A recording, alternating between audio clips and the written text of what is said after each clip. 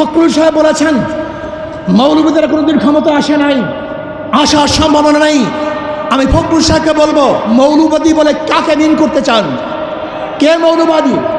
হিন্দু মৌলবাদী, খ্রিস্টান মৌলবাদী, বৌদ্ধ মৌলবাদী, না মুসলিম মৌলবাদী?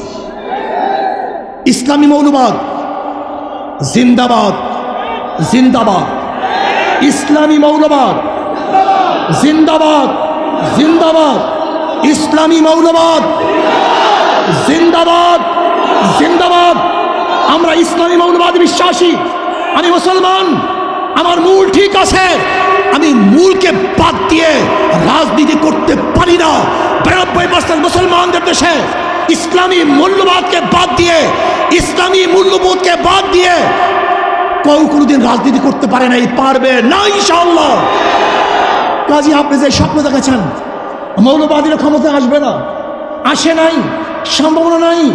আর আমি উল্টো দেখছি, ইনশাআল্লাহ আগামী বাংলাদেশ ইসলামী মৌলবাদীদের বাংলাদেশ, আগামী বাংলাদেশ কোরআন ও সুন্নাহর বাংলাদেশ, আগামী বাংলাদেশ এদেশের স্বাধীনতাকামী মানুষের বাংলাদেশ, আগামী বাংলাদেশ ধর্মীয় ব্যক্তিত্বের বাংলাদেশ, আগামী বাংলাদেশ সাম্য, মানবিক মর্যাদা এবং ন্যায় বিচার প্রতিষ্ঠিত বাংলাদেশ। আগামী বাংলাদেশ হবে বৈষম্য বিরোধী বাংলাদেশ। এখানে ধনী গরিব, শিক্ষিত মূর্খ, মুসলমান হিন্দু খ্রিস্টান, যে জেলে তাঁতি কামার মজদুর, যেই সমস্ত ব্যক্তি যেখানে যেইভাবে শ্রম দেয় না কেন, প্রত্যেকের অধিকার বাস্তবায়নের বাংলাদেশ। এখানে পুরুষদের অধিকার বাস্তবায়নের বাংলাদেশ।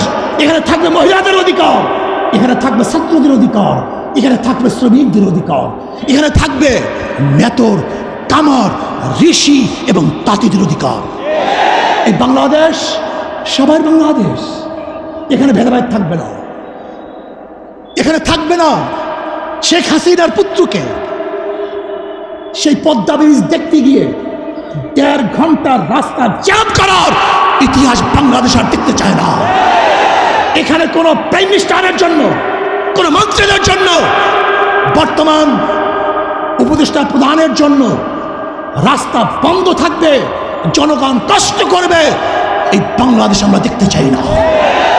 এরকম বাংলাদেশ আর চাই না।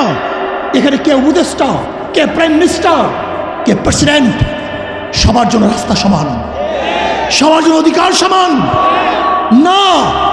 আমরা দেখতে চাই না ওই বাংলাদেশ যেখানে একজন মন্ত্রী যাওয়ার সময় গোটা রাস্তা বন্ধ হয়ে যাবে, আর গর্ভবতী মহিলারা গাড়ির মধ্যে বাচ্চা প্রসব করবে। এই বাংলাদেশ আমরা দেখতে চাই না।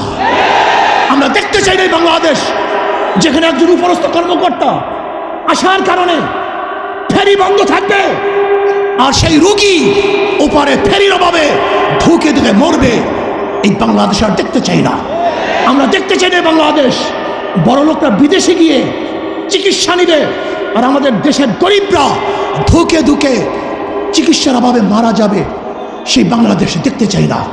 আমি দেখতে চাই না সেই বাংলাদেশ কেউ থাকবে 10 তলায়, কেউ থাকবে নিচতলায়, না। কেউ খাবে, কেউ খাবে না, তা হবে না, তা হবে না। কেউ পড়বে, কেউ পড়বে না। কেউ পরিধান করবে, কেউ পরিধান করবে না। কেউ গোশ খাবে, কেউ মাছ খাবে, আর কেউ না খেয়ে থাকবে। সেই বাংলাদেশ আমরা দেখতে চাই না। খাবো সবাই একত্রিত হয়ে খাবো, শান্তি সুখ করবো সবাই একত্রিত হয়ে শান্তি সুখ করবো, দুঃখ কষ্ট থাকবো তো সবাই দুঃখ কষ্টে একসাথে থাকবো, আরামায়েশ করবো সবাই একই সাথে আরামায়েশ করবো। আমরা চাই বাংলাদেশের প্রত্যেকটা নাগরিক সমান অধিকার ভোগ করবে, তারা শান্তিতে বসবাস করবে।